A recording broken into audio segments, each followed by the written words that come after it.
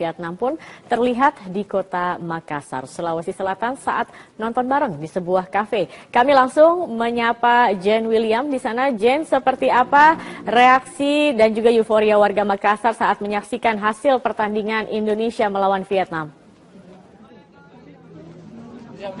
Iya, Zakia, antusias sekali teman-teman kita di Makassar. Seperti tempat saya melaporkan saat ini, bisa dilihat euforia mereka.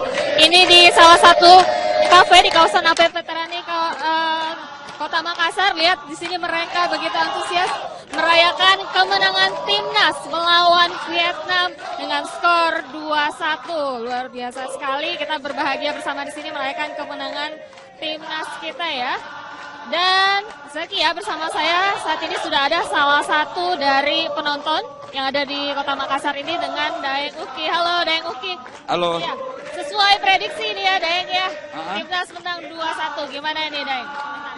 Sesuai prediksi tadi kita ya, Indonesia bakal menang 2-1. Ya tentunya kami dan semua teman-teman yang malam hari ini mengadakan nonton bareng tentunya sangat bersyukur dan berterima kasih kepada skuad Garuda yang malam hari ini bisa mengalahkan tim Vietnam 2-1. Oke, kemudian harapannya di pertandingan selanjutnya di leg kedua timnas bagaimana? Harapan saya pribadi dan sesuai dengan semua harapan pencinta bola di seluruh Indonesia tentu ingin timnas kembali meraih kemenangan. Prediksinya? Prediksi Indonesia pasti menang lagi.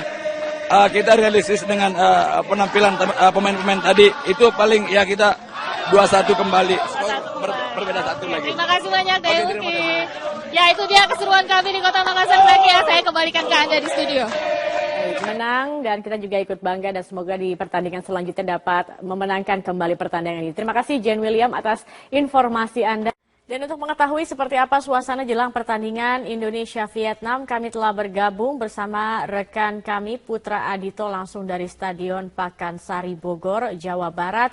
Dito, bagaimana situasi jelang laga Indonesia dan maksudnya melawan Vietnam pada sore hari ini?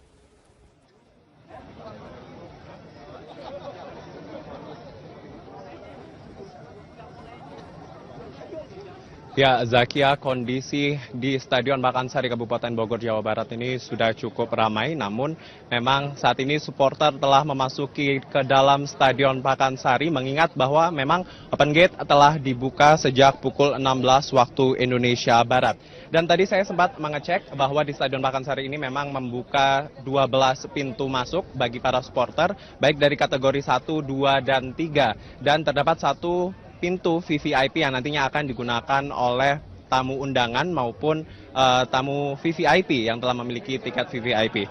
Dan tadi saya juga melihat bahwa di beberapa pintu masuk, di pintu masuk 11, terdapat antrian panjang para supporter yang ingin memasuki Stadion Pakansari Bogor ini. Dan seperti yang diinformasikan bahwa memang di luar ini masih banyak supporter yang ingin masuk namun belum dapat memiliki tiket. Dan pihak panitia pun menghimbau bahwa memang tidak ada penjualan tiket secara langsung yang ada di Stadion Pakansari ini. Dan dapat saya informasikan pula Zakia bahwa tadi pada pukul 17 waktu Indonesia Barat, pemain dari tim nasional Indonesia telah tiba di Stadion Pakansari Bogor.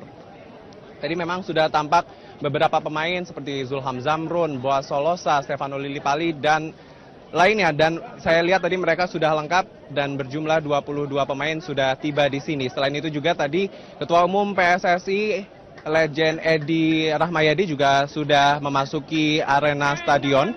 Dan juga tadi sudah terlihat Sekjen PSSI juga ada Ade Wellington.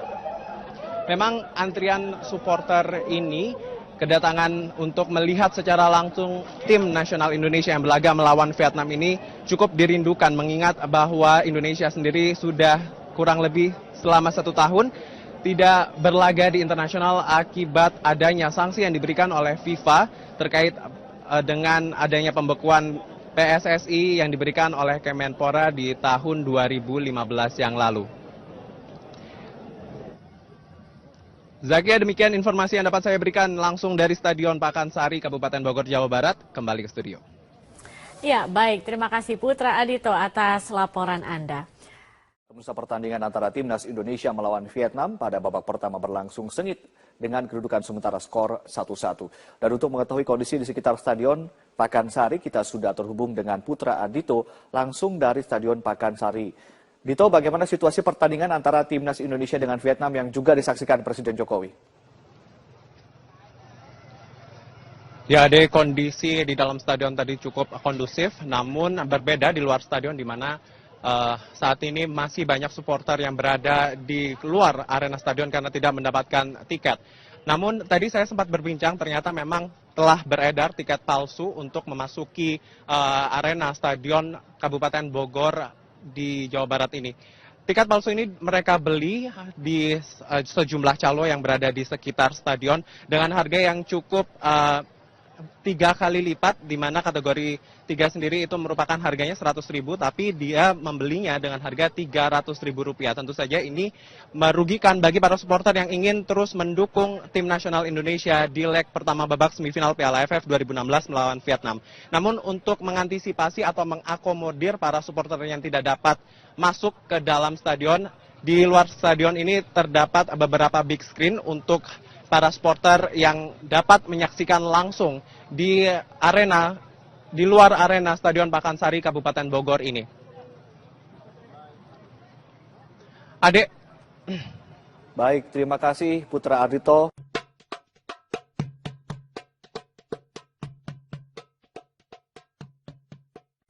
Pemirsa, inilah Breaking News, berita 1 News Channel bersama saya Fitri Megantara dan rekan Wiki Adrian. Pagi ini kami akan memadu Anda untuk mengikuti jalannya aksi Kita Indonesia yang berlangsung di kawasan Jalan MH Tamrin hingga Sudirman, Jakarta. Ya, Fitri, pagi ini kita akan memantau langsung jalannya aksi ini dengan mencoba menyapa rekan-rekan reporter yang sudah berada di lokasi. Ya.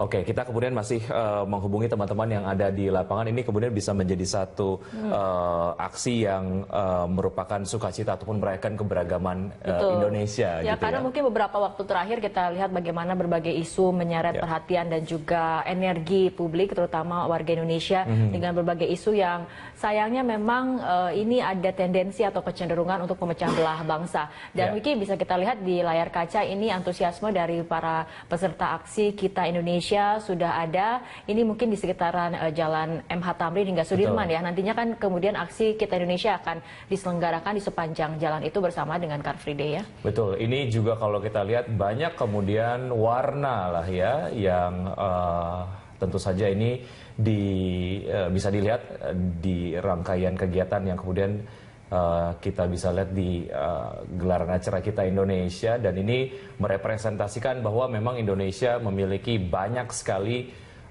kebudayaan.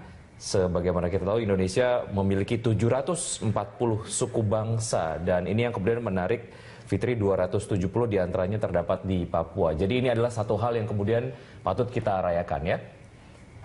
Ya, kita lihat bagaimana kemudian masyarakat memang antusias untuk ikut berpartisipasi dalam acara ini karena mungkin ada kesadaran dalam diri masing-masing masyarakat, juga diri masing-masing warga, bahwa Indonesia ini memang terdiri dari berbagai macam suku, bangsa, keberagaman yang sebetulnya ini bisa menjadi sebuah kekuatan bagi kita, sebuah bangsa yang majemuk tapi bisa hidup berdampingan secara damai, dan ini merupakan perayaan dari keberagaman itu, ya Wiki? Ya, betul sekali. Dan kalau bisa kita lihat ini ada bendera Indonesia raksasa, bendera merah putih seperti itu sedang diusung oleh para partisipan dari aksi Kita Indonesia ini. Ya, dan bendera ini kemudian diarak lah ya oleh peserta dari acara Kita Indonesia ini.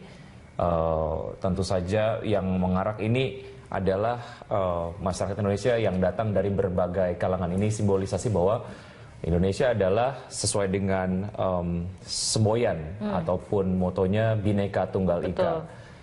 Bendera Indonesia diarak oleh masyarakat dari berbagai suku bangsa.